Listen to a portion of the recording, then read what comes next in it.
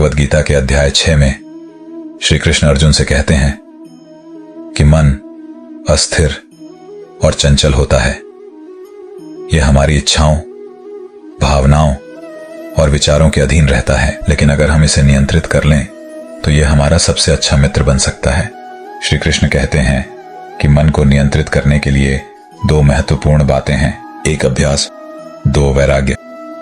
मन को नियंत्रित करना आसान नहीं है, लेकिन यह असंभव भी नहीं है। निरंतर अभ्यास और वैराग्य से मन पर विजय पाई जा सकती है। जब मन नियंत्रण में होता है तो व्यक्ति अपनी आत्मा के साथ जुड़ सकता है और परम शांति प्राप्त कर सकता है। मन को नियंत्रित करने के लिए ध्यान और योग का अभ्यास बहुत आवश्यक है। ध्यान हमें अपने मन की गहराइयों में ले जाता है और योग हमारे शरीर, मन और आत्मा को संतुलित करता है। जब हम ध्यान में बैठते हैं तो हमारे विचार धीरे धीरे शांत होते जाते हैं और हम अपने वास्तविक स्वरूप से जुड़ने लगते हैं। योग के माध्यम से हम अपनी ऊर्जा को नियंत्रित कर सकते हैं, जिससे हमारा मन और अधिक स्थिर और शांत हो जाता है। भगवद गीता में श्री कृष्ण यह भी बताते हैं कि मन को नियंत्रित करने के लिए धैर्य और संकल्प आवश्यक है। हर दिन थोड़े समय के लिए ध्यान का अभ्यास करना शुरू करें और इसे धीरे धीरे बढ़ाएं। शुरुआत में मन भटक सकता है, लेकिन इसे वापस ध्यान की ओर लाना ही अभ्यास का हिस्सा है। श्री कृष्ण हमें सिखाते हैं कि धैर्य और दृढ़ संकल्प से ही हम अपने मन को वश में कर सकते हैं।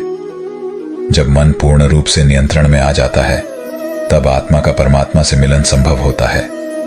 यह स्थिति ही मोक्ष की ओर ले जाती है, जहां जीवात्मा सांसारिक बंधनों से मुक्त हो जाती है और अनंत शांति और आनंद प्राप्त करती है।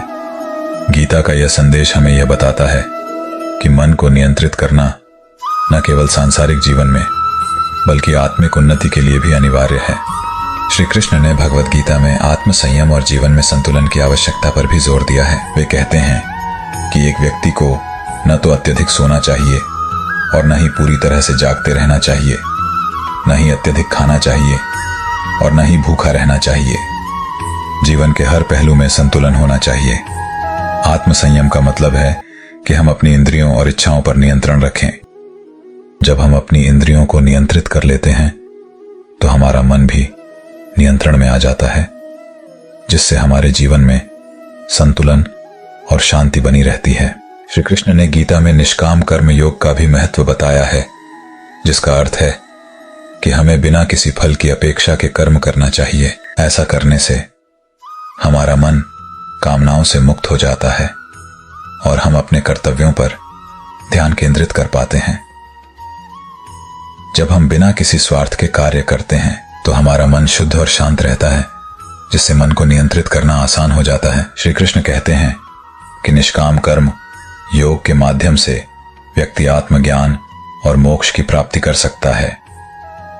श्री कृष्ण का ज्ञान आज के समय में भी उतना ही प्रासंगिक है जितना कि महाभारत के समय में था। अगर हम उनके उपदेशों का पालन करते हैं तो हम न केवल अपने मन को नियंत्रित कर सकते हैं, बल्कि जीवन की कठिनाइयों का सामना भी कर सकते हैं। यह ज्ञान हमें हमारे जीवन में शांति, संतुलन और सुख प्राप्त करने का मार्ग दिखाता है।